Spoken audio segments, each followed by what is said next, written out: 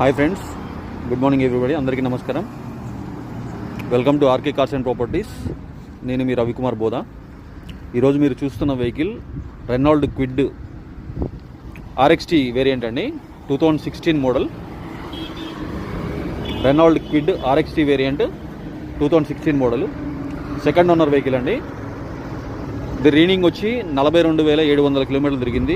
42,700 kilometres. Non accident vehicle. ఏ part మారలే. Front bumper నుంచి బానెట్ నుంచి వెనకాల డిక్కీ వరకు 4 డోర్లు, ఫ్రంట్ బానెట్, వెనకాల డిక్కీ అంతా ఒరిజినల్ అండి.